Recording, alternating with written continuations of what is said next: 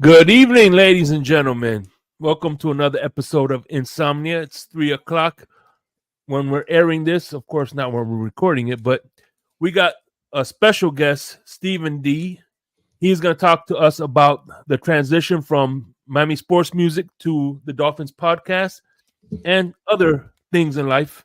And there's no swear jar, so we could say fuck, damn, shit, and hell. So, Fuck yeah, let's go, my guy. with that being said, we'll be back right after this.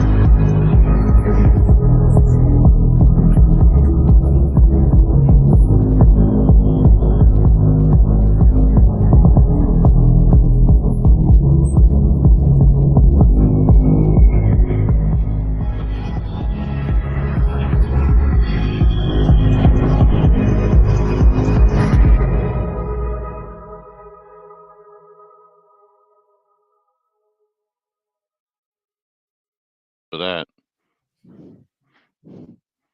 But All right, that's where I'm at with it. That general manager Buffalo don't have Bills? is not going to be doing that. It is 100% unequivocally Ryan Fitzpatrick is the best quarterback they have hell ever yeah. had. Fitzmagic. We Fitzmagic. can say it about the Jets and the Dolphins. Oh shit, we sure PJ and Loftman. the Jets and the Bills and the Dolphins. It will be PJ Loftman. Will be more of the I like it. what the quarterback that's the greatest for that franchise. JP Loftman. Yeah. Mhm. Who's the Hell, maybe even the guy for the what's his name? For the Giants quarterback that quarterbacked them, Tyrod Taylor. Tyrod Taylor? Yeah. That's what I was just trying to think of. Tyrod. No, look, the best quarterback to ever play for them, not even close, is Jim Kelly. Yeah. Love the guy to death. He's amazing. Can't say enough good things about him. In all honesty, I got a chance to meet him with Solo D at the Orange Bowl a few years back when Turnover Chain was really big for Solo, and we got to perform there. For that, He did like a Miami Hurricane alumni stuff.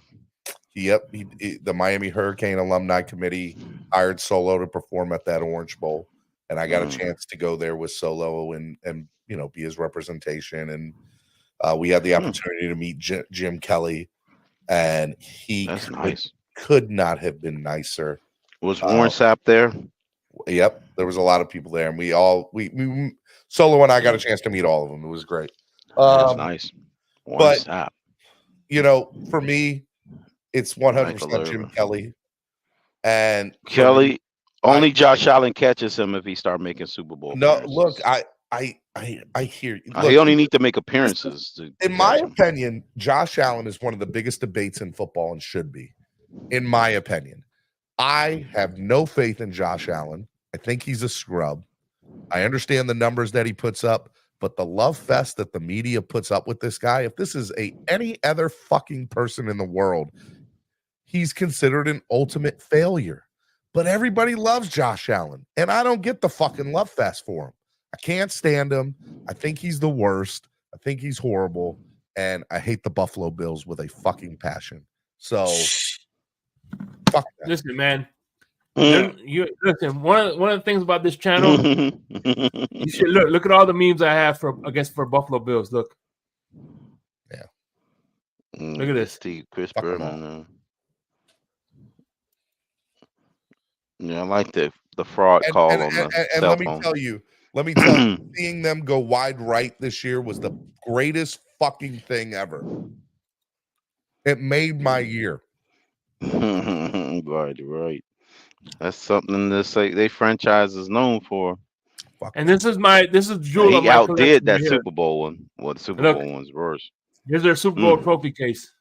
Here's a trophy case right here. There you go. They added one trophy, the Josh Allen Kick it to the right. Madden. Yeah.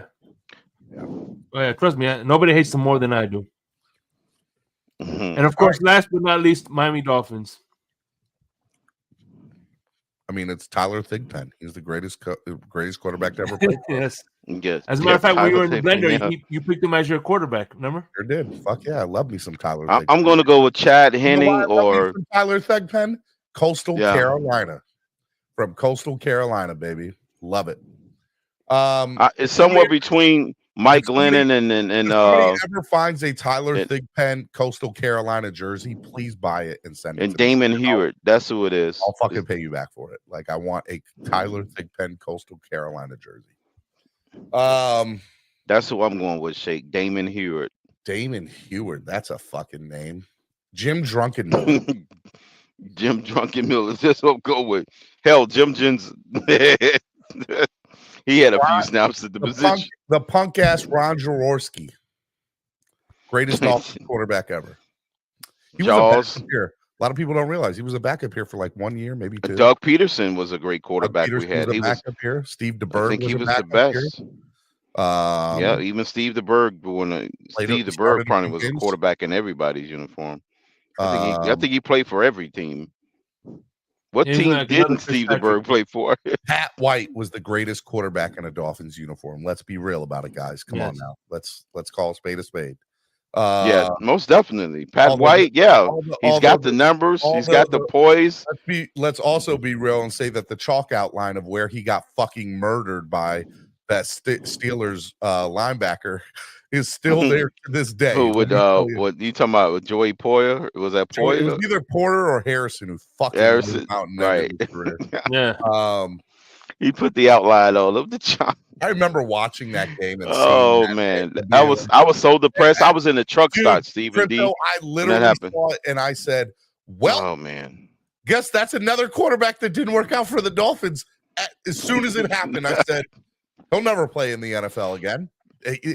He just ended his career. Oh man, that was happened. Bad. I knew that was over. That's a wrap. 100%. John Beck was so excited. John Beck was the other one, wasn't he? John Beck. He had played like one down or something like that, or was that Lucas that played one down for us and that was it? But John Beck, I was excited for, and then I thought Chad Henne was the future of this franchise. Loved it. To this day, he's still playing football. He's playing next week in the Super Bowl. No, he's not. He's done. He finally retired after last year, a year ago or 2 years ago. After he he played. Yeah, he played his second Super Bowl. That one drive. He retired. What I will say is, Dan Marino, obviously, without a doubt, is the best quarterback to ever wear. I don't know who that is, but the most successful, who's that? The most successful is Dan Marino too. Like you can argue with me. I don't know who that is. Marino. Over Bob Greasy. Who's that? I mean, who's that? Greasy. Greasy's got the, what do you call it, the accomplishment as far as the raw number. You can't even say accomplishment. Marino's got it. Because when Marino left the game, he literally held every single quarterback record there was to hold. When he retired, he held every quarterback record there was to hold. The only thing that man did not have was a ring. Is what Greasy had. That was it. That was the only thing that was missing. What do you define as success? And if you want to argue with me and say championships are the only thing that you define as success, I can hear your argument, and so be it. That makes Bob Greasy the most successful Dolphins quarterback ever. But let's call in the context of championships, yes. Marino's the best quarterback to ever. As far as overall success, you have to say that Marino, because he got the numbers without. Here's my opinion. What's his name? Got the rings without the numbers. That's how it is. It's Tua is our current quarterback. And I think this year is going to say a lot about the future of the Miami Dolphins. And if they can make a deep Super Bowl run, get to the AFC Championship game, then then Tua is the guy, and he will be the guy here for the next 5 to 7 years, maybe even longer. Yeah, force them to pay. If pay they them. don't win a playoff game or hell, I'll be real. Even if they win one playoff game, Tua's gonna play another year here. I'm telling you. And if they win one playoff game, everybody will be back the following year. It will happen. If they win 2 and get to the AFC Championship game, they should fucking pay him almost whatever he wants. I would say pay him more than Daniel Jones, but less than. Yeah. You got to be always less than Mahomes. It's got to be. I think Mahomes should be the ceiling for any quarterback. It's got to be more than Daniel Jones, but less than Burrow. I don't know. I don't know what the ceiling is. I know what the floor is. I know Mahomes should be the ceiling for all quarterbacks. That's all I'm saying. I'll say this: if the Dolphins win it all next year, pay that man whatever the fuck he wants. Give him the goddamn team if you want to. Make him the highest paid quarterback in the league. Do not give a shit. If the Dolphins win it all next year, you make him the highest paid quarterback in the game, and you tell everybody to kick rocks. And for the next 10 years, you don't give a shit because you got a Super Bowl ring. And you, even if Tua fucking is the worst quarterback the next 10 years, you fucking love that man for life because he gave you a Super Bowl ring. And the saying is, would you trade a Super Bowl for 10 more years of losing? You do it in a fucking heartbeat if that's the case. Yeah. So, well, listen. At the end of the day, look, the Marlins have been mediocre. Not even mediocre. They've been worse than mediocre. But we got to see them win 2. 1997 and 2003. And by the way, I want some. I'm not trading in my 2016 World Series for my Cubbies. Here's some more irony for you. Another 108 years can follow. By the way, here's some more irony. Hold on, real quick, Shake.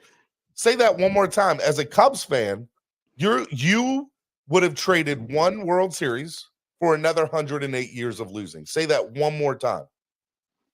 Yeah, I was basically going with your analogy with football. Yeah. I wouldn't trade in that World Series that won for another 108 years because that can be followed. You know what I'm saying? You don't care. You don't give a shit. You saw him because I got it. I saw it win it all. And I won't care. People that all the time. Everybody's talking about the Dolphins and mortgaging the future and what the fucking salary cap looks like, right? And I'm telling people, I do not give a fuck. If they win it all, it doesn't matter.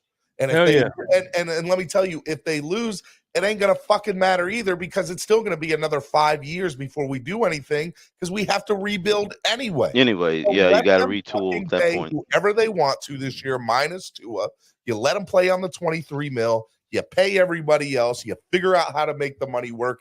You kick the can down the road, and your 2 options are this: it works, great. You figure out how to keep manipulating and win as many championships as you can. And the other option is it doesn't work. You blow the whole thing up. You have some dead money on the books for the next 2 years, but you don't give a shit because you're rebuilding at that point. Right. By 2027, you're gonna hit the reset anyways. Correct. Yeah. Let Tua play on the 5th year, pay everybody else, and then try to win it all in one thing. I'll be happy because, like I say, 52 more years can happen, and next thing you know, we are the Cubs 2.0. Look, if they win it all this year, feel free to sign me up for another 52 years of losing. I'm good with it. Well, yep.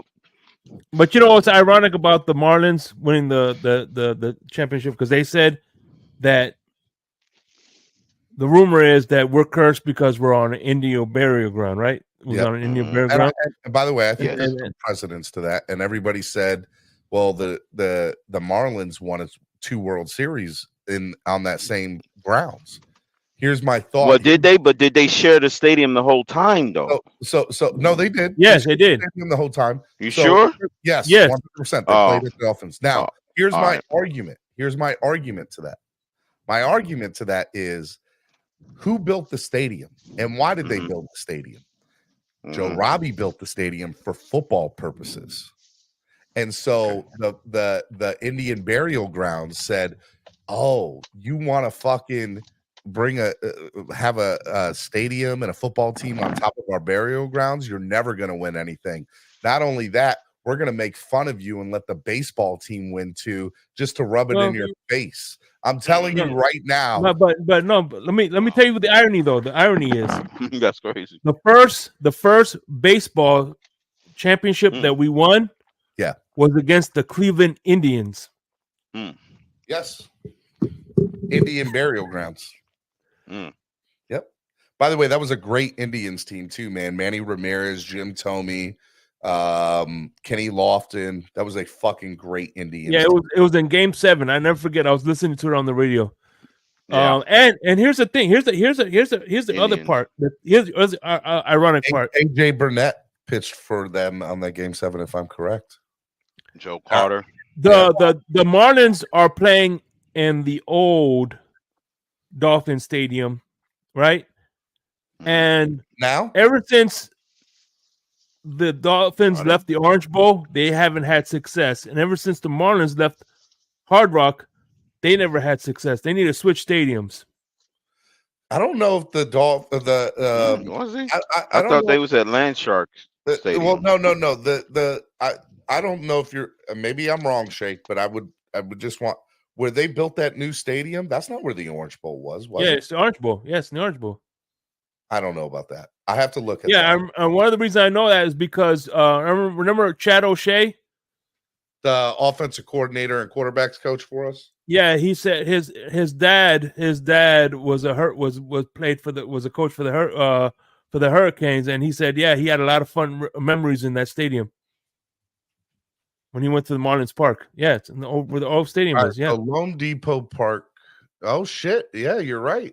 On the site of the former Miami Orange Bowl in Little Havana, downtown Miami. No shit. Never knew that. Never knew that. They need to switch stadiums. Wow, Shake, you might be onto something. Shake might be onto something. Shake, yeah, we might put that in the works, man. Interesting. Yeah, so I discovered the two things that the Dolphins need to do now is go back to the old Orange Bowl Stadium and have Tua wear number 12, and we're in there like swimwear. We're in there like swimwear. Let's go. Let's go. Let's go. So anyway, listen. That'll do it. I only got one little more segment, and then we'll let you go. And I appreciate you. We're gonna do a quick news. We're gonna do a little news real quick, if you don't mind, and then we'll go around. We'll do some news stories real quick. Okay. All right. Cool. According to I'm gonna do this is sports. I couldn't find any news articles out of Sports Mommy on Facebook. That's one of my favorite. We do articles from Sports Mommy. That's the name of the website. Never heard. I just like saying Sports Mommy. I'm sorry. Anyway, Sportskeeda Pro Football. Van Pelt sent past 4 seasons as the Browns offensive coordinator is going to New England.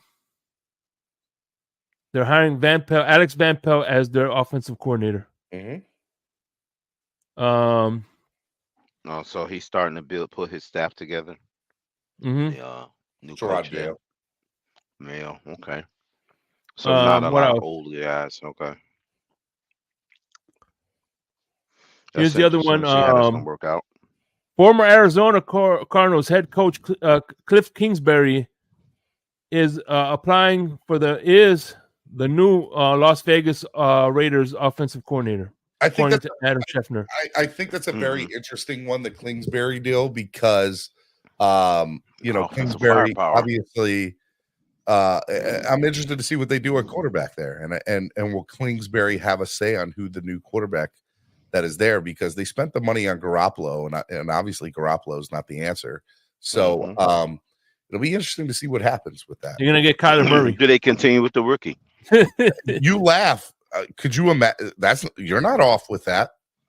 I could 100%. Murray goes over there and they hit the reset with him, and then just gives him some weapons, wide receiver. Scenario. Yeah. You should tag that and keep that in the back of your mind that you said.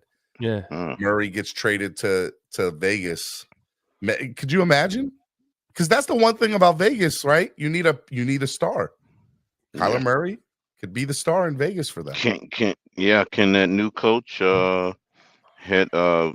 transform his career and get him back to MVP level? Because he was in the MVP conversations for that year. He went 10-1, before everybody started dropping like flies. So you never know. That new coach, man, he's an inspirational guy. You know about those interim coaches when they take over. Now he's got the full-time job, full time. It's gonna be Right. interesting how that works out.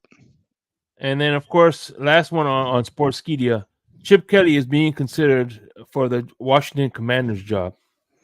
Yeah. Ooh, if he becomes the offensive coordinator, that'll be something. Yeah. What happens to Bieniemy then? That's what I'm saying. Is he do the play calling or not? Or he goes full time?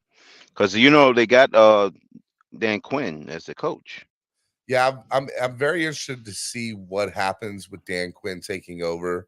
And it'll also be very interesting to see what happens with Bieniemy. By the way, yeah, not that it'll happen, but could you? Yeah. And this is out there. It's 1,000,000 to 1 odds of it ever happening. But what about if Eric Bieniemy came here? And became our OC, and McDaniel kind of said, "Okay, all right, I'll give up the reins. Like I'll help with the game plan, and I'll let Bieniemy take over." And Yeah, that'd be nice. Bieniemy has all that success with Patrick, with Mahomes, and could be a nice little, added person. You're not changing the playbook so much, right? You wouldn't change the playbook. You still have your base West Coast offense, correct? Right. So I think that'll never happen, but it's something to think about. Something fun to think about. Yeah, that is interesting now that they got Quinn. Oh. And according to the Steelers, this is the Steelers update. Art Rooney says head coach Mike Tomlin will have final decision over team's next offensive coordinator. Rooney, second, however, is involved in the interviewing process. Yeah, 100%. Look, here's the thing. Tomlin is the best head coach in the NFL, in my opinion, and I think there's a lot of people that would agree with that sentiment. Except for Great One DeVore.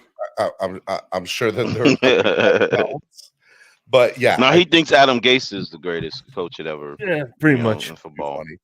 But I think that by backing publicly Tomlin up of who the next coach is, look, you're giving the guy full reins to either sink or swim. And I think that's very important with a coach, because if you're going to sink, you want to sink making the decisions that you want to, right? And if you're going to swim and you succeed, you can be like, well, it was because of me, right? Like the Boyer situation, the holdover, never made any sense to me, because how are you going to let a guy come in and be a coach but retain the previous backup defensive coordinator? Like it never made any sense to retain Boyer for that holdover for a year. It just didn't. And it was, and it just was weird to me. Yeah. Look, one of the things that is a great talking point that people need to have more of this season is McDaniel, yes, is a very smart coach, and maybe sometimes too smart for his own good, but he's very smart. He's very young. He's very eager. He's a player's coach. But the problem with a lot of young head coaches, and I said this when Zach Krantz was on the show with us this week, is I said that young head coaches have a difficult time putting a coaching staff together because they can't bring in coaches because they don't. Two reasons. Number one, it's tough for a young head coach to do that because they've only been in one or two places, and the places that they've been, all of those guys are staying with where they're at because there's so much success under that person, right? Sean McVay, Kyle Shanahan, all those places, right? And so there's that success, right? And so if McDaniel leaves to take a job, it's the next person up kind of theory that gets to move and learn and see what a successful team does. So I look at all that and I say, how the hell was McDaniel ever going to put a successful coaching staff together? Or for that matter, most young head coaches. And that's what intrigues me about veteran coaches, because veteran coaches have coached for 20 years at 7 or 8 or maybe even 10 or 12 different places. And when they come to a new spot, They have over 100 different people in their Rolodex to choose from to put a coaching staff together. Young guys don't have that opportunity. So that's why you saw the holdover from Boyer, maybe. That's a theory. Maybe he didn't have anybody that he wanted, or that there was nobody that was such a priority for him to say, I need to go get this guy, because the person he would get wasn't available, right? Fangio maybe, or anybody else. And Fangio was the hot lead. And so when he finally got a chance to get Fangio under the coaching regime, it just didn't work out. So now he's finally going to get to bring in somebody that's kind of him. But the red flag, as I said earlier in the show tonight, I mean, it's got to be a red flag for us that he's interviewed 7 or 8 guys already. And all those guys, for the most part, are like, yeah, I think I'm going to stay where I'm at. I'm good. I appreciate the opportunity to do it. So that's something to be said in general. And that's the problem, in my opinion, with first-time head coaches, is putting together successful coaching staffs. And yeah, can you imagine? Like Hey, D'Amico listen, Ryans, you get can you fortunate imagine? to grab Listen, enough people. yeah, but put them in place. But here's the thing: D'Amico was a player, and so he was able to be in several different organizations and part of summer programs and all that kind of stuff. That he's kind of an exception to the rule. Somebody like D'Amico Ryans, as a former player, somebody like McDaniel. Yeah, he was part of Houston. He was part of Cleveland, Washington, and San Fran. But you go look at 90% of his coaching career, they're all the same kind of coaches in that coaching staff. So it's not like he got to work with different people at multiple stops. He worked with a lot of the same people at a lot of different stops. Yeah, pretty much. Pretty much similar. You want to know what's crazy about that Washington team he was on? 2013 was an amazing team, and they that team that 13. And no, I'm just saying the staff, the coaching staff was amazing. Over 7 of them are head coaches now in the league. Yeah. On that Washington team, 7 of them are head coaches on that staff. Washington Commanders coaching staff. It is wild. Yep, there's 7 of them are head coaches. Yep. Well, it's just like the Nick Saban. If you look at the Nick Saban coaching staff, a lot of them were head coaches in college.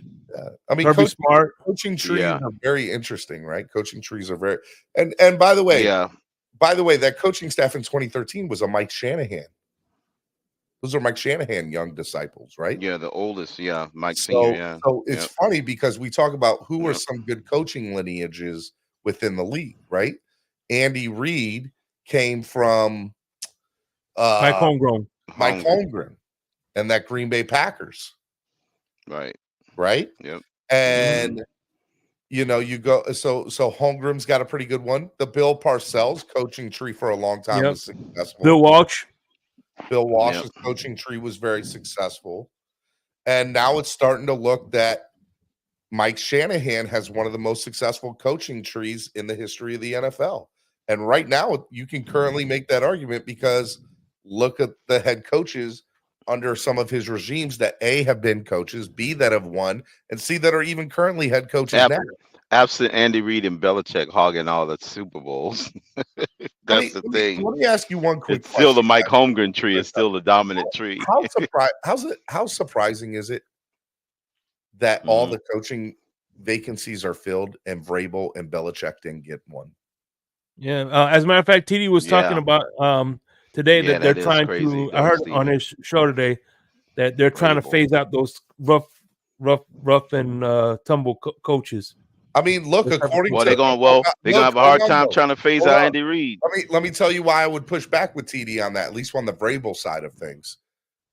I listened to Bussin' with the Boys, great fucking podcast, right? Will Compton, Taylor Lewan, amazing podcast. Those two guys swear up and down by Vrabel. They love Vrabel. They think he's great. They think he's a player's coach, and all the players now love him. So I definitely thought he's more. I don't think he's a hard nose. I think maybe. But to be fair, Vrabel and somebody like Gerard Mayo or D'Amico Ryans might be able to be a hard ass because they were players in the NFL. It's tough when Josh McDaniels goes somewhere, or Matt Patricia, or Bill O'Brien, and to be a hard ass, and none of those fucking guys actually played in the league. So they're Well, trying They're to not going to be do the received thing as well. that Belichick did, but they don't have the fucking street cred that Belichick has. yeah. Well, Yeah, here's the well, thing, Belichick though. actually did play. Here's what You tripped know, me out, he- though, is as soon as Adam Gase got fired from here, he got another job with the Jets right away. But then again, the Jets are as a joke. I mean, the Jets are Yeah. almost as. I mean, they're worse. well, they're a dumpster fire. But But see, so Belichick are was we, already Crypto. Let's tough. be real. We are too right now. Yeah, we're right. We're both in the dumpster fire to I paradox. love my team, and I'm never going to root for anybody else. And I'm Mr. Positivity and Mr. and your hopium dealer. The hopium dealer. But man, look, I can call a spade. Hey, are you going to be giving out any prescriptions at your local Rite Aid or CVS or Walgreens for the hopium in the next couple of It's months? funny. I'm actually in process. I'm creating T-shirts and hats, hopium dealer hats and T-shirts that should be on sale in the next month. Yeah, so check your local CVS. You can the prescriptions are being It won't be on filled. CBS. It'll be through Dolphins Talk, but I'm pretty excited about it. And, it's going to be pretty dope. I got hopium dealer T-shirts and hats that will be being released hopefully in the next 4 to 6 weeks. So cool. Pick Hey, up a man, bottle listen. and a T-shirt. There we go. I got some And real. the last- Go ahead. This is your show. Okay, here's the last news story. Apparently, according to the Skeedia, the one we saying, Belichick and stopped talking to Mac Jones like after week. Who? Mac Jones. Who? Bill Belichick stopped talking to Mac Jones. Who? Wacky Jones. Who? Wack Jones. Sorry. Who? Bill Belichick stopped talking to Wack Jones after week 12. 281-330-8004. Bill was never a fan of Jones and never wanted to draft. He wanted to draft Davis Mills, but owner. Oh man. Look, owner Davis Mills. here's the thing. When these divorces, put that in quotation, happen, everybody wants to come out on top, right? Look at this Vic Fangio situation, right? So Fangio, through his fucking friend Ron Jaworski, goes on Philadelphia radio talking about, oh well, players didn't want to play. That's what I heard. Fucking bullshit. I have on good authority and good knowledge that's fucking horseshit and that he couldn't get along with his players. I'm not calling Jaworski out to be a liar.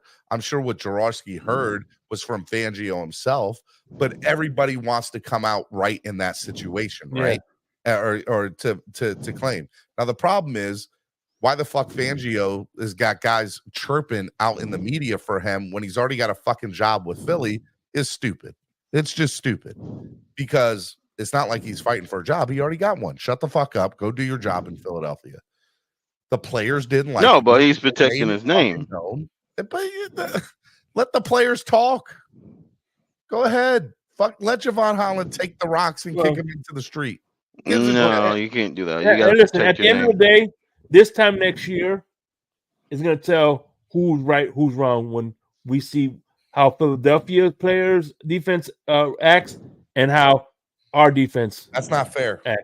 That's not fair. Yeah, because the product on the field, we'll know Stephen D. If Big Fangio was a problem, then this defense, when they find their defensive coordinator, there shouldn't be no issues with the defense, right? Well, look, here's why that's not fair, right? In the scheme of things. I'm trying to be Mr. Hopium dealer, but let me play devil's advocate here with you. Okay. If the Dolphins fuck this whole thing up and everybody gets the heave ho, is that because Vic Fangio was right, or this is just a shit show from the beginning? All of the above. Fangio was right. I think that two things can be true, but doesn't ultimately say that Fangio was right or wrong. What if the Dolphins, the same thing happens? We blow shit up, whatever, we lose. Mm-hmm. But Fangio doesn't, they don't really respond well to Fangio. And by the way, here's the crazy thing about the whole Philly thing. There's so many rumors about the players not responding to Sirianni, right? Mm-hmm. And so for him to bring in a guy like Fangio, who in his previous regime is having these red flags being thrown out that the players didn't like him and that, you know, was very like he was like, what is that going to look like with Sirianni next year? Interesting. So it's a he said, she said thing, man. Well, that means that their GM and top brass in Philly believed that the Miami Dolphins player was talking shit, was full of crap.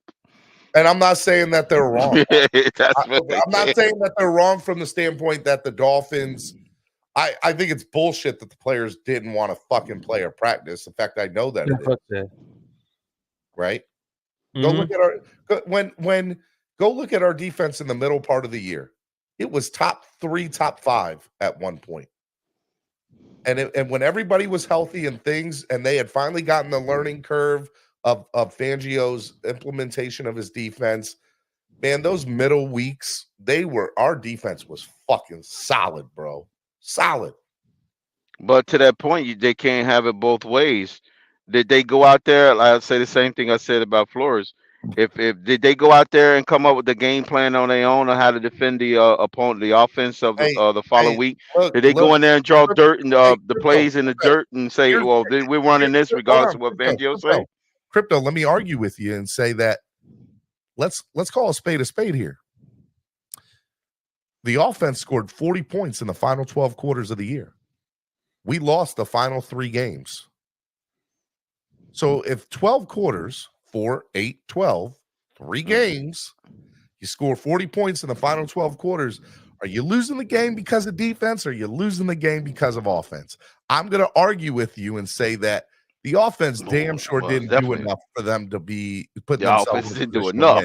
And well, yeah, I agree. The offense, and to be fair, I don't think you blame that side of the ball. With the exception of fucking Baltimore, who fucking just had our number. That Baltimore game and fucking Kansas City, I think the defenses did their job. And especially with all the fucking injuries that happened on that fucking defensive side of the ball, right? So yeah, I think the defense did more than enough to put us in a position to win the Buffalo game and the Kansas City game. The offense didn't fucking show up. I blame McDaniel for that and Tua. Yeah, they were responsible. But 100%. Boyer did the same thing at the last part of last season. So what's the difference? And you know what's funny is I'm remember Boyer had the same track record. See, some people put the Tennessee Titans game on Vic Fangio, the defense, because they gave up 14 points. But at the end of the day, but if Tua makes a first down, we win that game. And a field goal. Yes. Oh, a first just a down. First down, basically, because you saw the way the game. Down, we get to run the clock out and we win the fucking game. You officially run out the clock, force them to use all their timeouts. That was it. They just had to get a first down. They didn't 10 fucking yards. do it. 360 inches, right? That's what I say. I'm not going to sit here and say that that was some pretty fucking shitty defense that they were playing for those final 2 drives. Like, what the fuck are you thinking about doing here? We know what they're going to run. We know what they're doing. They pretty much just got to throw it up and just hope for the best. It's the same thing that Baltimore did to us last year when we were fucking coming back from 28 points down. Yeah. Right. So, yeah, it's the exact same defense. To not make the adjustment is stupid of Fangio. But if Tua makes a fucking first down in that Tennessee game, we're not having the conversation about playing on the road. We're not. As a matter of fact, we win that Tennessee game. We don't play our starters against Buffalo. We sit them. Yeah, you can actually probably sit them because you're locked into the 2 seed. You're locked into the 2 seed. You don't give a fuck. Yeah. You lock into the 2 seed. You sit everybody. Mike White gets to play the game. Great. You play at 1 o'clock. So be it. And the next week you get to have a home playoff game against whoever the fuck you play, and you don't give a shit. Okay. Yeah. Except and it came down to a first down. And that Buffalo Bill game would not been a primetime game. I could guarantee you that.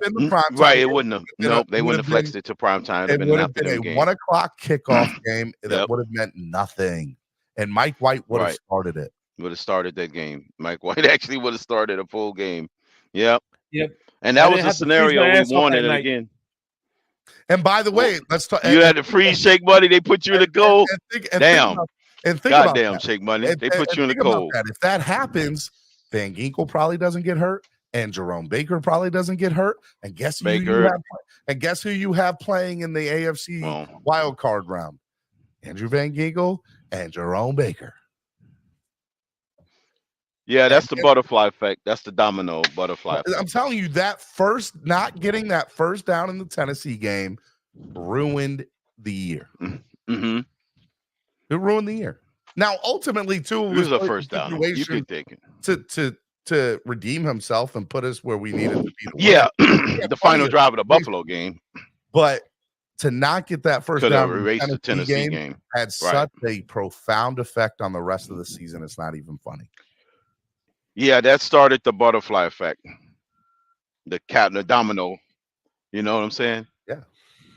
That was the domino effect. And for the record, I am pro Tua, I am pro Greer, I am pro McDaniel.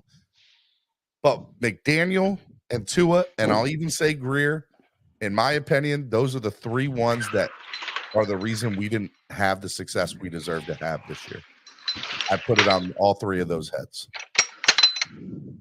And I'm pro all three of them. I like them. Love them. I am too. I love them all. Problem. Like I want them to be I'm a Dolphin fan. No, it's not even on the roster. I love it. Crypto. It's not even about being a Dolphins fan, bro. It's about I like Tua. I like McDaniel. I'm just saying you're going to support. I am, but I like those guys. To me, there's a lot of things to hang hats on and say, this is why he's a good, decent GM. Not going to say good, but decent, right? This is why he's a good head coach. This is why he's a good quarterback. But results have to be a part of the success of this franchise. And if you cannot win games in December, and you cannot win games in January, and you cannot fucking have stupid ass Paramount Plus commercials dogging Tua in the script. Oh my God, fucking Twitter blew up on that bullshit today. You can't fucking win, man. That was classic, boy. That was served up to Pete. It's almost like they got together with Pete, said, what's gonna be a good Pete Hula Bowl? Did you see my tweet? I said, oh, that was served up to Pete, boy. I tell you. I was like, Gimmo, this is crazy. They said the perfect phrase of what Pete would have come out of Pete's mouth. I was like, you gotta be kidding me. You can't make this up. Rise to the occasion, right? He goes, so my response on Twitter to that was retweeting it with the quote tweet, and the quote tweet said, teacher, ... What did we learn from here? What did we learn from this? What did we Can you share the screen? I'll share it. And I said, here, I'll I was like, he said, you're not built for this. Yeah, I said, oh God, they actually use the same phrase. Share screen. There we go. God. I said, teacher, what did we learn? What did we learn here? Tua. I said, that Tua would rather die, let everyone around him die, than step up and rise to the occasion and throw an animated child to save everyone. Also, not only loses games in December and January, but now February because of this stupid commercial. LOL. By the way, he just lost his first February game. The response is great. Stephen woke up today and chose violence.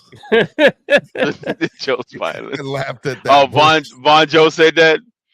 No, I don't know who it was who said that. Austin said that. Oh, man. I mean, dude, it's so good. Like, people want, and what's funny, here's the funny part. I'm just being funny because I get what this commercial is, just for the record. Man. And they had the classic actors in there doing it. I mean, you got Patrick Stewart in there, like, I'm not this guy on Twitter. Oh, God. But I just felt like that's the reaction I need to have for this. That's crazy. The energy. That is. Because like the fact that like he said, oh, so you can't rise to the occasion. I was like, are you fucking kidding me? That's like, it's almost like they've listened to all of our YouTube videos, all of our streams. Anybody says, like, I'm telling you right now. It's like the perfect line that feed into the narratives that 100%. The two haters want. I was like, God. Way, whoever made the commercials a real football fan, that's one. Real fucking they have to be. They have to have a social media outlet that listens to us. There is nothing nobody can tell me that Tua approved that shit. He didn't approve that shit. You can't tell me he approved that shit.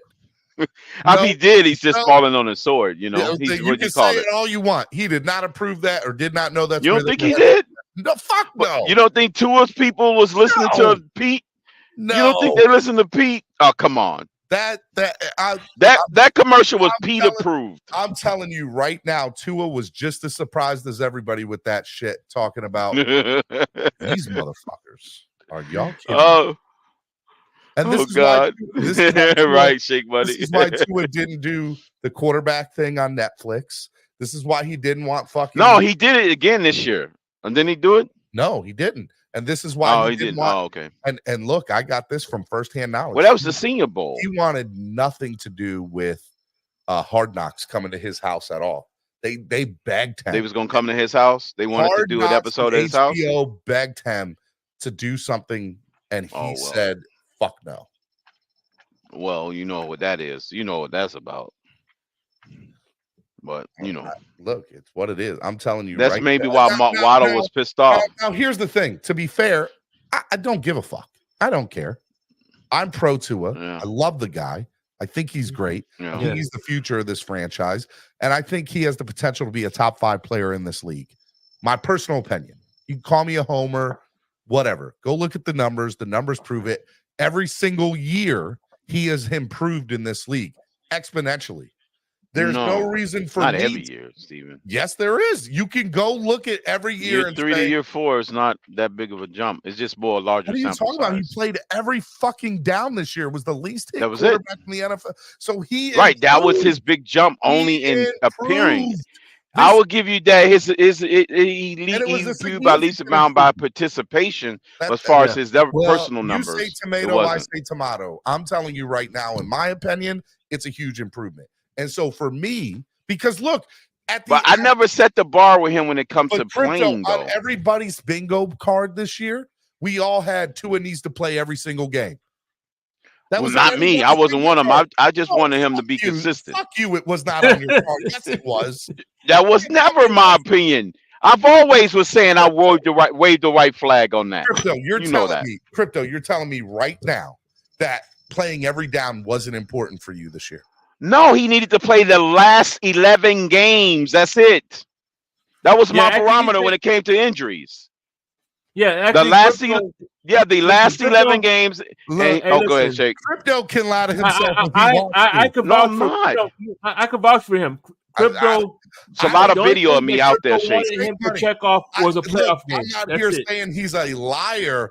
Verbally, I'm telling you, motherfuckers, that Crypto's. That wasn't my concern because I didn't think he would ever overcome the cap. So I gave in on that. That wasn't my requirement of him. You can lie to yourself if you want to. That's okay. But I'm not. It's much video of me out there. I've got tons of video out there. I'm saying that you didn't say it. I'm just telling you that you're lying to yourself by not thinking that. That's what I'm telling you. No, I'm not, because the injury shouldn't matter. It should be about his play on the field. Injury shouldn't matter. What is the best availability, or what is the best ability for a quarterback? That's a cliche ability. Okay, but if he plays the last 11 to 12 games, he's met the threshold of playing. What? So, and if he doesn't play the first 6 games, that means shit? Absolutely nothing at all. Look, because I know you would be playing meaningful December games and November games. Retract my statement and rephrase. 99.9% of the fan base had on their bingo card Tua needs to play every game this year. And that but that was a fool's errand. That's all I was saying. But he did it. He accomplished that. That's why they think he's played. He has such a significant increase. He did it at a high level too. He did it at a high level. Because if you counted against the right opponents, it wouldn't be. It would be the same as he did last year. Matter of fact, he played last year against better opponents than he did this year against better opponents. That's all I'm measuring him about, or his own performance against those same teams. So what you're doing is saying, okay, I'm going to take the 8 games, the 8 good teams that they played this year, where they went 1-7 versus the 8 good teams last year. He played monumentally better last year than this year versus those same quality opponents. You know what? That's what I would say. He went sideways. He went more lateral in his performance than he did upward. So my personal opinion is I don't think that's fair to I think you have to take everything. But let me say this. I hear your argument, and I think not that I agree with it, but it's a good argument, right? It's a good opinion to have, to be like, Steven, go look at the 8 good teams last year and the 8 good teams this year. He went 1-7 against good teams this year. Do you really count the Dallas game too? Because Dallas played like shit on the road, and they're a mirror of what we are in the NFC. So you can basically say that's a fucking wash. And I called it the mirror game for a while. And by the way, I can hear the argument on that. I'm not saying that your argument is a horrible one. I'm just saying I don't agree with it. I think that you have to look at everything as a whole. And so I'm not just taking out the first quarter, the second quarter, third quarter, fourth quarter. There's 4 quarters in a game. You have to look at everything. There's 4 quarters in a you have to look at the entire body of work. And the reality of the situation is this year that Tua led the league in passing yards. He was That's it. That's the only stat. Okay, but he led you, Steven. Do you realize he led the league in more categories the previous year? Okay, you can say that he led the league in a lot more categories last year than this year. That's all I'm saying. He led look, again, I'm taking out everything, right? Which means his overall body of work last year is better than this year if he led in more categories. But let's say he had a higher completion percentage last year, right? So if he had a higher completion percentage last year and only 13 games, this year he played, what did he play? 17? So 14. Yeah, 15, he played 17. So 4 extra games. And what was he off from last year completion percentage to this year? Like 0.2 or like 2 points, 3 points, or whatever. It was pretty much the same as like even. It was so look. That's what I'm saying. It's not like he went from 50% to 70%. That's what everybody's making it seem like. And it's not, right? And it's not. But it's not that big of an increase. To my argument, if he didn't lead the league, he was top 5 in it. He was top 5. I know. I'm not taking that away. I'm just saying the categories he led in was less. And so, in my opinion, we're talking apples and oranges here. You're saying, well, he didn't lead it. And I'm sitting here saying, well, he was only off by X, Y, and Z. How can you look, in my opinion, and I'm not saying you have to agree with me, Crypto. I think that Tua monumentally. I guess I'm not getting over that word you're using when you talk about monumental. Monumental means it's a big gap in numbers wise. Hold on. Well, I mean, that's why I keep going back to the numbers, because and telling you there's not a monumental difference. But it's the language you're using that's deceiving. It's how you're viewing the terminology that I'm using. Is monumental means monumental. That's that's the talk about the English language. From 13 games to 17 games. That's a monumental. Monumental mean I ran a mile in 2 minutes versus I ran a mile in 20 hours. That's a monumental difference. That is a monumental difference. I'll give you that. That's a fair statement to say. But again, it's subjective, right? Because okay.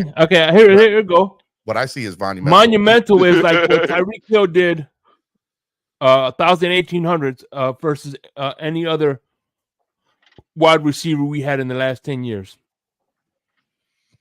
Oh, and of our receivers, you're talking about? Oh, yeah. Versus DVP and whoever receiver we had.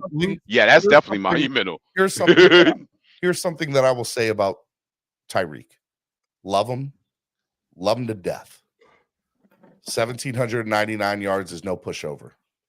But I will fucking be damned and tell you what, if I hear 2,000 yards come out of his mouth this offseason that he's trying to go for that bullshit again, yeah, he's definitely focused on that. I think it was a detriment to the team ultimately. I really did. Focused so hard on that one, boy. And so Tyreek, boy, he's smoking like a laser on that. And if his this year everybody's focus should be Super Bowl.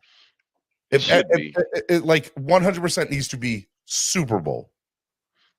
That needs to be, and if they have to be damned. And by the way, if they get to the AFC Championship game and miss out on the Super Bowl, I'm still gonna stand up and clap. I'm gonna be like, "Fuck yeah, let's go! We got it. We right there." See, I'm glad you said that, Steven, as I was trying to parse out. If you're a team that's constantly going to the AFC title game and you versus a team that's getting bounced out, which one would give you more hope?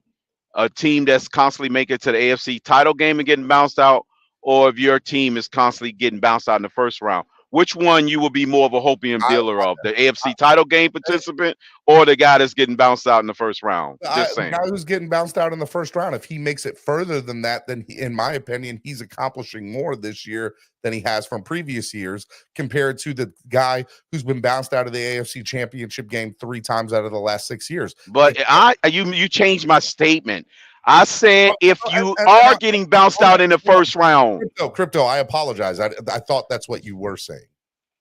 Explain that you're arguing progression. I'm talking about what you accomplished. If you're getting bounced out every first round, versus the guy that's constantly born on third base, to use the analogy, showing up in the AFC title game, which one are you more hopeful for? The guy that's constantly showing up on third base, or the guy that's got to run all the bases? So it's all right. Let me break this down because I don't think the answer is as black and white as you want to make it out to be. Are the Buffalo Bills accomplishing or going further than the Miami Dolphins every year, the last 4 years? Yes, they are. Why do I think, in my mind, maybe it's a homerism, and that's fair, but I don't think it is. I think the Dolphins have a better opportunity next year. I'm talking about parsing out, taking homerism out. If you was just simply being neutral about two franchise situations. I just said that I think I'm not being a homer saying that. Right. The guy that's 10 minutes away from the Super Bowl or the guy that's 10 hours away from the Super Bowl. But the guy that's 10 hours away, I think, has a better shot of winning the Super Bowl than the one that's 10 minutes because they're. Oh, my God. And I'm telling you, I think. How? Because I think Tua. You can see the finish. You can see the finish line from 10 minutes away than 10 hours. Come on. The Miami Dolphins and Tua have a better opportunity to win a Super Bowl next year than Josh Allen and the Buffalo Bills, in my opinion. You see, you keep going back to the thing and you're not using logic, Stephen E. That's the problem. Your fandom is getting in the way of your logic. I promise you it's not. It is, because your hatred for you instantly inserted us and then sent the Buffalo Bills into it. Calm down. You instantly inserted us in the Buffalo Bills, and I'm trying to use an analogy of a team that can see the finish line versus a team that the finish line is miles and hours away. What makes you feel better as a fan? Okay, can I? If you can see the finish line versus if you're showing up all the way in another city, in another zip code. That's all I'm saying. Are you gonna let me finish? Yes, Stephen Day. That's what I'm saying. Is that's why I use the analogy like that. God damn it! Let me finish, Crypto. Driving me. Don't insert us in the Buffalo Bills and use it from a neutral territory. Okay. So because your hatred for the Bills is going to cloud your judgment. That's why I use the example of the guy that's racing or running a race that sees the finish line versus a guy that's in another zip code in another city. I'm going to give you 2 examples then, because I still want to give you the Buffalo Bills example so I can prove. I don't want to use them because it's still clouding your judgment. I don't care. I'm going to give you that as well. Come on, let him use the judge. Come on, let Crypto use my view, and I'll give you one for your view, and you can tell me where the difference is. Okay, is that fair? Go for it. Go for it. Okay, start with the Buffalo Bills because they're what's on my mind. The Buffalo Bills taking judgment. Let me talk. Taking judgment out. I think that they have had a lot of turmoil within their front office and their coaching staff. I do not believe in Sean McDermott because there have been a lot of rotation of guys coming throughout that coaching staff. And I'll do you one better. When they do play against good teams, i.e. Kansas City, i.e. that's the only team that beat them. Joe Burrow and Kansas City, the only team that beat Josh Allen in his playoff career. Who's been there. And they have not. That's fine. Crypto, hold on. You can't fault him because the gatekeeper at the finish line is the best quarterback in football history. That same gatekeeper is at the finish line for the guy that's in another zip code. You're not letting me finish. You're not. You're arguing. Go ahead. Interrupting me. Patrick Mahomes, 3 years. Joe Burrow, 1 year. That Cincinnati team and Kansas City teams are the teams that have beat Buffalo and knocked them out of the playoffs the last 4 years, right? We can agree on that. Yes. The Buffalo Bills, when they go into their off season, they should be, what do we need to do to beat those teams? I don't believe that they're doing that. I believe that they're still saying, what do we need to do to consistently be competitive year in and year out? And Josh Allen or whoever, Stephon Diggs, whatever. So in my opinion, I don't think the Buffalo Bills are going to get any further than any way they go. Are they better than 85% of the AFC? Yes, that includes us. Not saying that's not true. They have our number. They own us. I get it. I understand it. I'm not sitting out here trying to be a hater for the sake of hating. I'm telling you, I don't think that they can beat Joe Burrow and Patrick Mahomes. And because of that, they are never going to beat those teams. And by the way, I don't think Josh Allen is all of that. Now that maybe there is some personal hate in there, but it definitely is. I think, and I'm explaining to you why, because I'm gonna add to this analogy. Give me a minute. I don't think that it is, because I've looked at the numbers of Josh Allen, and I think that he is a phenomenal in the playoff, exception of against those two teams.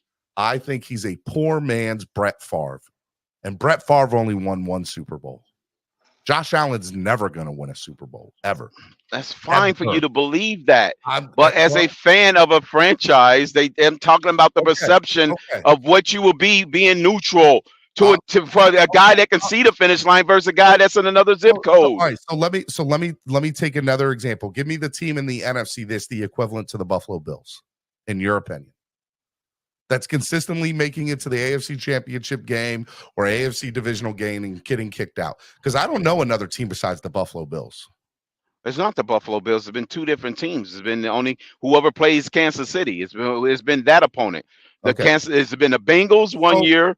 It's been the Bills one year and the Ravens this year. Okay, so let's talk. And it's never been the Miami Dolphins. And for 100% good reason, because we're fucking in shambles and we're not a very good. And that's my point. You're showing up at the starting gate and not getting out of the starting gate versus other teams that's boring 10 minutes away. But so here's my thing, and this is just my viewpoint.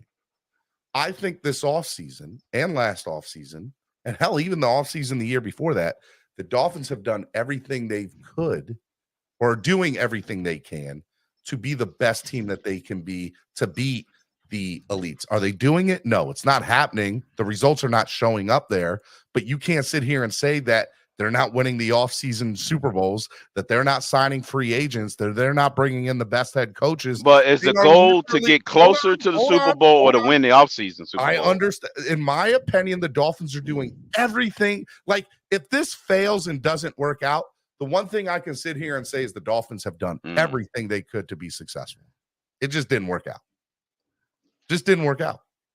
I guess you're not understanding my logic, because you just threw 1 point in there about winning the offseason Super Bowl, which puts you even further away from the finish line.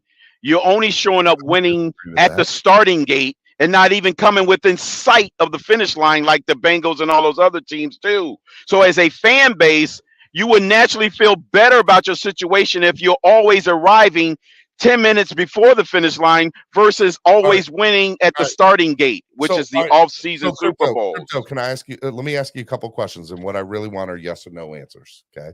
And you can explain a little bit if you want to in detail, but try to give quick answers, okay? Let me ask you my first question. Okay. The Buffalo Bills have the Miami Dolphins number?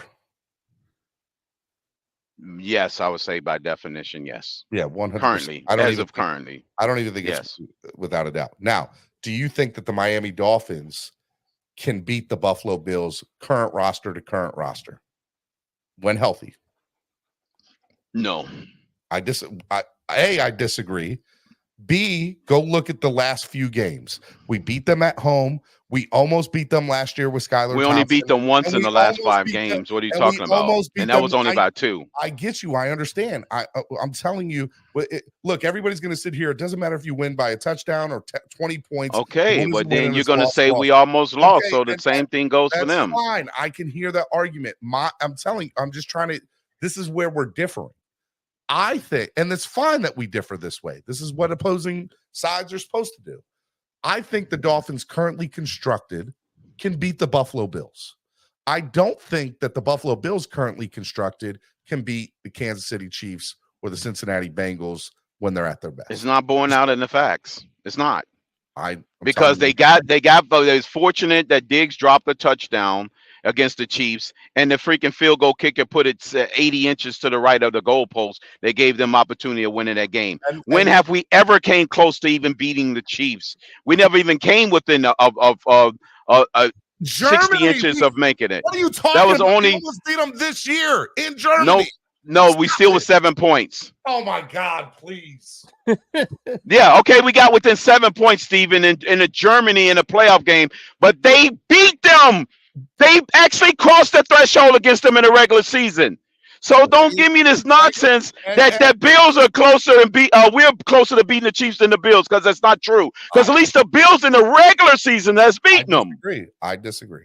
I think we're closer at beating. That's once again, your homerism is going through the roof yet again, because the fact of the matter is, the facts prove that the Buffalo Bills had already beaten them in the regular season. It's not an almost or what if this would have happened. They did it. It's fine. I disagree. You're letting the names on the back of the jersey cloud your judgment versus the name on the front of the jerseys. I don't. Hey, we just have to agree to disagree. You can have that narrative if you want to. Exactly. We can agree to disagree. No, it's not a narrative. It's a fact. It's not a fact. We're not no closer than the Kansas City Chiefs and the Buffalo Bills. As a matter of fact, in the second matchup, let me tell you how closer we are. In the second matchup, the margins got larger. And the shutouts in the halves became more permanent. In the Buffalo Bills second matchup, they lost by 3. It was a swing of 6 points. No, all right. They beat them by 3 in the first matchup, and then they lost by 3 in the second matchup. Timeout. Okay. With 11 starters out from the Buffalo Bills had 11 starters out on defense. And we had 11 starters out on defense, right? The same amount of teams we was missing just as many starters. Okay, but as they were. I'm just telling you. Okay, so against the defending Super Bowl champions in -30-degree weather, and let's not act like the Chiefs weren't missing starters. And by the way, we had 3 people come in off the street 3 days before to play in this game. They got a lot of playing time. The defense is not the reason we lost. Whose fault is that? It was the offense. Freak accidents, to be fair. Okay, what I'm saying is, whose fault is that? Whose fault is it that freaking the Buffalo Bills safety knocked out their cornerback? What are you talking about? That allow him not to play a game against the Chiefs. I'm giving you coincidental injuries on their roster that hampered them, as well as guys on our roster, freak accidents that happen. No, what I am trying and what I am trying to tell you, in my opinion, is that, and to me, this all adds up. To you, it might not, but to me, it does. I don't think Tua's hit his ceiling yet. We have not seen the best Tua yet, and that's where we go apart, because he hit his ceiling by definition. There's no more 6 touchdown pass games ever coming from him. I'm not talking about any one fucking game. I'm talking about him in totality. That, to me, if you perform at a high level and you get the numbers to back it up, that to me defines your ceiling. You're not going above that. And then you have a horrible game that doesn't define that's your floor, and you don't go below it. That defines your floor. How many times did Tom Brady lead the NFL in touchdowns? He led it a few, but not many. Yes, he did. That was his ceiling that year in touchdowns. Like I said, Tua reached his ceiling performance. I disagree. We'll agree to disagree. A 6 touchdown game incoming. You have to agree that Mitch Trubisky hasn't reached his ceiling either, because he had a 6 touchdown performance. I'm not talking about Mitchell Trubisky. I'm talking about Tua Tagovailoa. And that's what I'm saying. But you're basing it off 6 touchdowns. In my opinion, he has not hit his ceiling yet. I agree with that. That's fine. We agree to disagree, because if you perform at a high level and the numbers back it up, and you never came close to getting that, you've reached your ceiling, because he's played better games last year against better competition than he did this year. That was the regression, and against elite competition. He did not regress in any way, shape, or form this year. He just hasn't won. He did. He had less yards, a touchdown interception ratio against better competition came. 2 years he has not won a big game. That's his problem. And if he can find he won more big games last year than this year against that same competition. Disagree. And don't give me no. What did he do What did he do? Let's take just the one game against the one team. He throws 6 touchdowns against the same Baltimore Ravens team. He had a huge drop off. Only threw 2 touchdowns against that same team this year. Mute button. And a week 2 or week 3 game is not a big game. Now you want to count it as a big game. It's the same Ravens ball franchise. No, it's not. The Ravens went to the playoffs last year just like they did this year. With Tyler Huntley. No, Tyler Humphrey was a stopgap. Yeah. Because of contract issues. You know what that was all about. He was hurt. But even if he was hurt or contract, it doesn't fucking matter. But anyway, speaking of not mattering, Tyler Humphrey didn't play in that game. Shake money's I over. appreciate you coming up. I appreciate you coming on here, man. I've been gone. I appreciate you coming on here, man. Arguing with crypto. God damn it. It's all good, man. Hey, listen, man. I can't believe you said it's better to be in another zip code than to be 10 minutes from the finish line. That guy has a better chance to finish the race. That guy that's 10 when minutes he constantly shows up. That guy that's 10 minutes from the finish line might pass out from heat exhaustion and never make it. And speaking of finish line, no, I'm talking about the fan. How you feel as a supporter of the guy that always shows up 10 minutes away. He's not going to end this. He's not going to end this argument. I'll finish it with this analogy. No, you want to tell it. No, I'm you want to tell me I get to finish it, crypto. I'm gonna let you finish. You want to tell me you're the same guy that'll tell me this is how you treat guests, crypto. You're telling me no. I'm telling you son of a that you're the same guy that would show up and say that a man that's 90-year-old that was hoping to live to 100 gets the same eulogy as a guy that died at 15 years old with the leukemia. That's what you're saying in all essence. You want to tell me that the guy with leukemia at the age of 15 is the same as the 90-year-old man that passed away because he didn't reach 100? That's what you're saying. That's what that concludes there, Stephen. Thanks a lot for comparing the fifth. Thanks a lot, Stephen. You cured Stephen D's insomnia. You sure did. Put me right to sleep. No, I didn't know that Stephen D thought of a 90-year-old man gets the same eulogy as a 15-year-old guy with leukemia. All right. So anyway, so Stephen D. By the way, let's end this on a positive note here. Love you. Hey, listen, we appreciate you for coming on here and giving us some of your time. I love you too, Stephen. And appreciate you. Love you too. And we definitely love to see the growth that you have done, man, over the years, man. I appreciate it, man. You guys are great. Crypto, unfortunately, even crypto's great. I definitely spent way too long on this. My wife's like, "What are you doing? Calm down. The kids are asleep." Yeah, this ain't clock blockers where you could yell. I know. And I was that's the clock blockers midnight version. By the way, let me ask you this before we end this. Yeah. What would you say? Two things. Somebody that wants to pursue what you're pursuing, what advice would you give them? And number two, what would be some of your what has been, you say, some of the best lessons you've learned while doing this, that you would caution people to kind of like a shortcut to, you know what I'm saying? The mistakes that you learn. Oh, I got a few things to say. If this is something that you want to pursue, just start doing it. Don't wait for anybody. Don't go on anybody's network to do whatever, unless that's the platform that gives you the opportunity. But I mean, literally, all you need is a mic, a computer, and internet. And if you can do those things, you can open up and you can start, and you can just start doing shows. And for me, you go look at the early days of Clock Blockers. I mean, some of those were shit shows that had 10 people watching them, and that never bothered me because I knew it was what I wanted to do. I knew I was good at it, and it's what I wanted to pursue, right? The other thing is, don't let people define your own success or define success for you. Miami Sports Music has over 11,000 subscribers. Dolphins Talk is barely at 5, right? Mhm. So, but for me, I know that Dolphins Talk right now, YouTube side, is the better outlook for me because I'm on a team. I'm on a team of a lot of people who are helping me in things that I need help with. Tried to create that on my own side.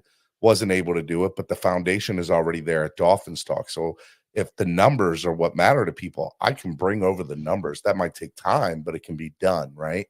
Mhm. Yeah, So correct. don't let anybody define success for you as to what you see success. Couple of other things that I think are very important in this. Do not let anybody fucking tell you that you shouldn't be doing this, that you can't do this, or that you're stupid, or that your takes are stupid or wrong or anything. Crypto and I just had a back and forth for the last 45 minutes, and it's fun, right? And we don't see eye to eye on every topic. But I would never in a million years tell Crypto, hey, stop doing what you're doing, right? Because this is fun. This is what debating sports is. There is some people in this content creator space that believe that, and there's more than one, that if you have a voice and you're stupid or your takes are stupid, you should shut the fuck up and you shouldn't talk. And your goal and who the hell are they? And who the hell are you, right? To say something like that. Everybody deserves an opportunity to talk. I started my podcast because I felt it was going to give people an opportunity to talk that didn't. And yes, I've tried to alter my show in certain ways, but I still try to do Wildin' Out Wednesday 2 or 3 times a month. I still try to do Victory Mondays where I let people come on and talk. And I want to see people win and I want to see people succeed. The other thing is do to others as you would want them to do to you. And the way you have treated you think about the worst way you've treated somebody in this space, the worst way. And I say take the worst way because if that's how you on your best day were to get treated, how would that make you feel? Right? And there are some people in this content space that have been very rude and mean and hateful and spiteful. And those people I pray for, and I hope that they changed. And they may never change, but that's not me to do. I'm just telling you what I feel. It bothers me a lot that there's some people like that in this community. And there's no reason to call people out or say people by names or anything like that. I'm just telling you it's a sad thing because there's too much hate in this world. You don't have to like somebody. You don't have to want to work with them, and that's fine. But to publicly call them out or to be rude or mean or hateful to them, I mean, I'm a grown-ass man. I'm 35 years old. I have 2 kids. I don't need to hear that. I don't want to hear that. And I would never do that to you, even if I felt you were the biggest piece of shit in the world. And there's some people that are the biggest pieces of shit in the world. I would never tell that to their face because I don't know what they're going through in life. Yeah, you're right. Hurt people. And that's what I have learned. So all I can do, as the good Christian man that I am, is pray for them and just say, hopefully they can find something within their heart that they're not this hateful or not this mean one day. That's all that I can do. And like TD says, I remember one thing that he says that motivates me. Winners focus on winning, losers focus on winners. I mean, that's facts. Look, we're all human, right? We're all human. We want, do I want to have the success that Nikki Smokes and TD have? Of course I do. I want that same success. But man, I think that those guys deserve what they've gotten, and I'm fucking happy and stoked for them, right? Nikki Smokes is doing a hell of a job with Barstool Sports, and I'm so glad that he was a co-host on my show for over a year. Over a year, he did Tuesdays with me, and I knew that he had. I knew that he was fucking great. and now he's fucking killing Now it he's over in at Chicago, Baltimore, killing it. right? Yeah. Mhm. My first year doing the show, TD came on once a week with me for a good year and a half. Mhm. TD would Yeah. come on all the time. And TD believed in me the way that I believed in Nikki, the way that I believed in Nando Talk, the way that I believed in Batman, and the way that I believed in, other people, Lewis, who was on my show, CB83. CB83, 100%. Look at what CB83 is doing now, right? Great and fucking killing it.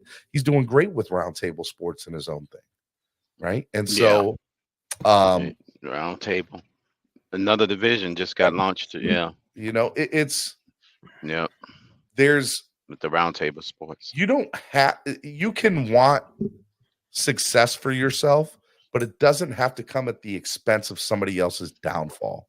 And I think that's where certain people in this community get it twisted, that in order for me to be successful, that means somebody else has to lose. Yeah. We can all fucking win. Why does there need to be any losers? You can have all winners. And by the way, it depends on the sport. Let me say this. I am not the person that thinks everybody should get a blue ribbon for just participating. I'm not the participation trophy guy. I'm not. No. But I think that there's a reason that there's 30. As a fat man, there's a reason there's 31 flavors at Baskin and Robbins, because there's something different for everybody. And we don't all have to like the fucking same thing. And we can all offer something to somebody Is different. there no 32 flavors? There's no 32 flavors. There's only 31. Okay. So look, I think everybody has. That's my biggest thing, man. I just want to see more spread kindness, positivity, and love. And there's so much hate and there's so much negativity in this community sometimes, and it's downright sickening. It is. Yeah. It pisses me off. And I've dealt with some really fucked up scenarios and situations in this community that I'll never talk about publicly. But I can tell you right now, like, I know what type of person those people are. And I know that I don't need them in my life. I don't have to validate them or need their validation. I can tell you without a doubt, every single person in this community, I've extended at one time or another an olive branch to come and be a part of, content that I've done, or reached out to them to be a part of their content. And I can tell you every single person I've done that to, that I've come into contact with. Everyone. I can't tell you that it's always been reciprocated. And they don't have to. They don't have to. That's the best part. They don't have to. But I can tell you right now that there are some people in the community where I'm like, what the fuck? Now, I'm sure that somebody watching this is going to clip it, send it to some of those people and say, he's talking about you, not talking about any one person in particular. I can promise you that there is multiple people in this community that are like that now. It's not just one. And let me tell you, if you're getting mad because you think I'm the one I'm talking about, then maybe you need to reevaluate how you're conducting yourself around other people or how you're interacting with other people. Maybe you are, that person, and you need to change some things. And maybe you feel some type of way because I'm speaking truths. And it's facts, baby, facts. You're feeling that way. All right. But all right, my brother, man, appreciate you, and like I said, much appreciate we you. Much appreciate you. I had fun. I don't mean it was all fun and love me going at you, but I have to say, you and I love you, man. I'll do anything. It's all good. Given the fact that we did go to a baseball, given the conversation we had, I have to ask you, Stephen D, who's closer to scoring a run, the man on third or the man on first base? Man, 100% the man on first, bro. Because the man on third might get there you go. You trying to be consistent with your argument. I'm gaslighting you, Crypto. I'm gaslighting oh, man. Look at that right there. Look at those three guys. Those three guys. Right. Let me tell you something about Lewis real quick. Let me just say something about Lewis has such a beautiful soul. He's a really good guy, man. And you know who those two guys are? Those two ugly guys standing in front of Dan Marino. Yeah, 100%. Those are great shorts though you're wearing. Those are legends. was a great short. What you say? Those Yeah, are the great shorts, yeah. DWA, Dolphins with Attitude. And by Let the me way, see- Yeah. I was at Dolph Freaky's watch party at the Buffalo game, right? Yeah. And we were losing at halftime. I'm like, damn, this sucks. But hey, man, this made up for it. dude, it's Right. Zach Zach. Thomas. Shout out to Zach. Man. Shout out to Zach. Man, that had to be Hold on, nice. let me Shake. finish saying what I was saying about Lewis. So Lewis, That's cap. Lewis is a very beautiful human being on the inside, man, and I want people to know how much of a good guy he is. Yeah, he is. He's a really good fucking guy, and I can't He's say a family man. Yeah, Lewis 100% is, look, and here's the thing. We're all not perfect. We've all done some shit, or, the other thing about this Don't community. say that out loud, Stephen D. The other thing about this community too is I think we need to realize that we all have at one point or another not been the best version of ourselves. And the best part is when then that happens, that person comes up and says, hey, look, my bad. I could have been better. I could have done this, or I could have done that. And everybody that I have talked to within this community has always said, hey, look, what you can do with the people around you is kind of the type of people you want to be or want to become. And Lewis, in my opinion, is one of those guys that, man, if you could clone somebody and put them as a person, Lewis would be that guy. He would. I'm telling you, he's a fucking great guy. Not going to get emotional. Not going to do it no more. Crypto, you're an asshole. Shake money, you're fucking damn. Except you root for the Gators. And, Yeah, that's kind of. Go Gators, baby. No. The poverty franchise, down there. Last thing I do want to say Gainesville is a shameless plug. Go to Dolphins Talk on YouTube. Please go subscribe to the channel. We're trying to grow our numbers over there. And we can't do that without more people going over to Dolphins Talk and subscribing. Monday through Friday, 2 to 3 days a week, Clock Blockers is going on in the morning or middays. It's random.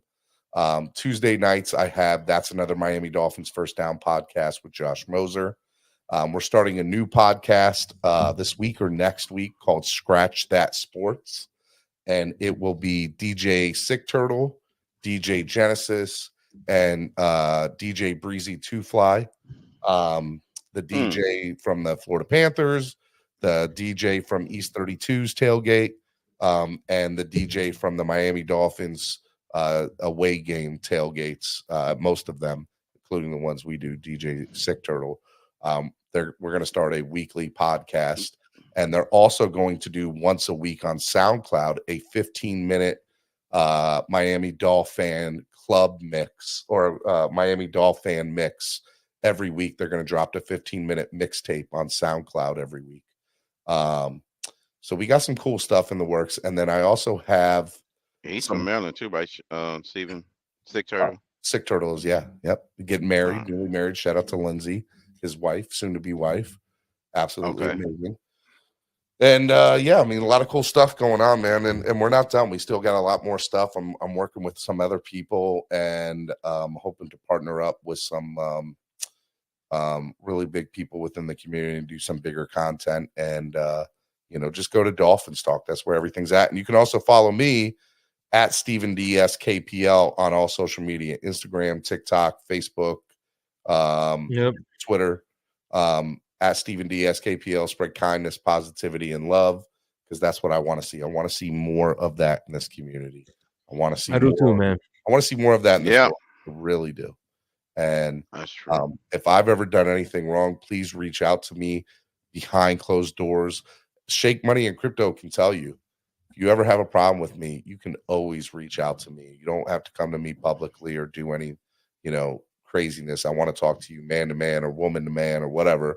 And I'll be more than happy to have a one-on-one conversation with you and talk to you like an adult and have a real conversation. But if you're going to disrespect me or cuss me up and down, the sideways, or like I'm not with that, and I ain't got time for that bullshit. So none of that bullshit, man. So Yeah. That's all right, true. man. Fins up, But man. Steven, I would say this before you leave and the guests leave. I would always like to end off with a nice little interesting fun fact for everybody in the audience and the guests and Shake Money, the co-host. I would say this. Here's a nice little fun fact to think about. All glass is made out of sand. All concrete is made out of sand. That means that all skyscrapers are nothing but just tall sandcastles. Yes. And here's another fun fact before we leave. Remember when we did the number 12 for the AFC East? yeah, Well, all the best players in Louisiana wore number 9. Drew Brees, Joe Burrow, and Bobby Boucher. Bobby, look here, that Bobby Boucher. I love it, the Bobby Boucher. Boucher, fins up, everybody. Hey, stay Fins up, backstage real everybody. quick before we Yeah, leave. fins up. Yeah. Fins up. Fins up, everybody.